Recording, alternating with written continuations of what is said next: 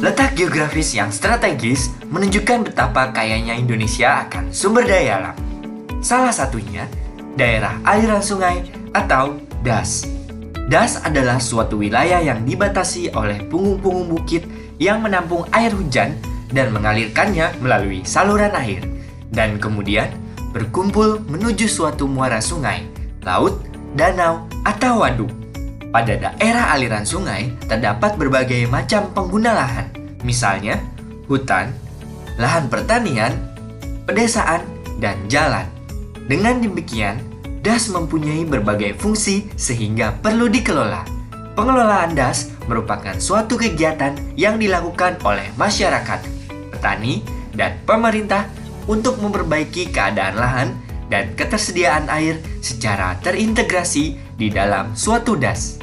Rusaknya hutan di wilayah hulu akibat pola usaha tani yang kurang bijak, serta kurang optimalnya perencanaan ruang berbasis DAS, dan ketidakpatuhan dalam implementasi regulasi merupakan sekelumit contoh dari berbagai aktivitas kita yang hanya mementingkan keuntungan materi semata dengan mengorbankan lingkungan di mana kita tinggal.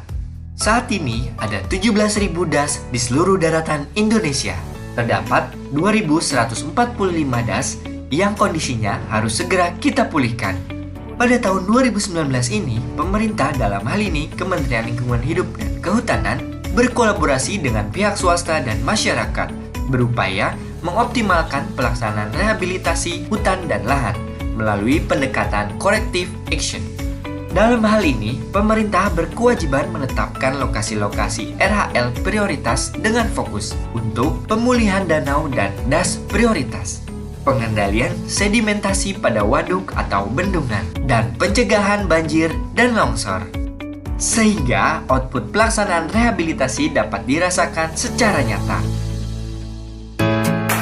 Sedangkan swasta, dalam hal ini korporasi, melakukan kewajiban rehabilitasi DAS pada lokasi konsesi, melakukan penanaman pada lahan kritis dan tidak produktif guna mengoptimalkan nilai ekologi dan ekonomi.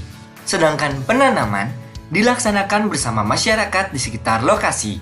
Masyarakat ikut terlibat secara aktif dalam pelaksanaan rehabilitasi berbasis perhutanan sosial.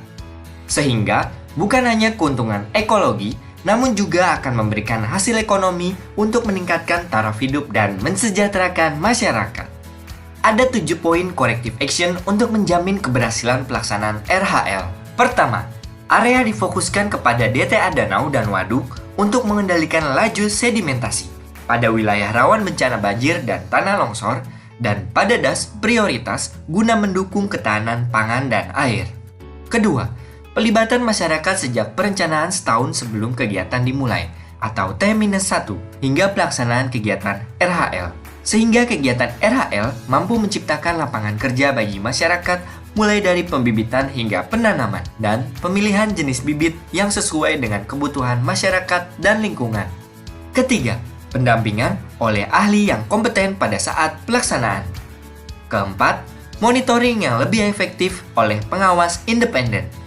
Kelima, memanfaatkan teknologi informasi komunikasi untuk memonitor setiap poligon atau petak di semua lokasi menggunakan aplikasi berbasis Android, Sistem Informasi Tanaman Rehabilitasi Hutan dan Lahan atau disingkat SITARUDLA. Adalah aplikasi yang melakukan pendataan penanaman rehabilitasi hutan dan lahan dari mulai perencanaan, pelaksanaan penanaman, pemeliharaan tahap pertama, pemeliharaan tahap kedua, dan tanaman jadi di seluruh Indonesia. Keenam, pemeliharaan yang intensif dengan memperhatikan prinsip-prinsip silvikultur untuk mengubah lahan kritis menjadi hutan. Dan ketujuh, prioritas kawasan yang ada pemangkunya. Tahun 2019 akan dilakukan rehabilitasi lahan kritis seluas 207.000 hektar atau 10 kali lipat dari tahun 2018. Selain akan meningkatkan tutupan lahan, diperhitungkan dapat menyerap 9,2 juta hari orang kerja atau man days, yang secara langsung akan terlibat mulai proses pembibitan sampai dengan penanaman pada areal rehabilitasi, penurunan laju erosi pada dam atau waduk, 15 DAS dan danau prioritas, serta penurunan frekuensi banjir dan longsor di DAS prioritas. Ini adalah sebuah gerakan yang diharapkan akan terus berlanjut dengan tujuan semua DAS menjadi sehat pada tahun 2030. DAS sehat, sejahterakan rakyat. Untuk info lebih lengkap, klik link di bawah ini. Anda juga dapat mengakses aplikasi Sitarutla melalui website atau mengunduh aplikasi Sitarutla di gadget Android Anda melalui Play Store.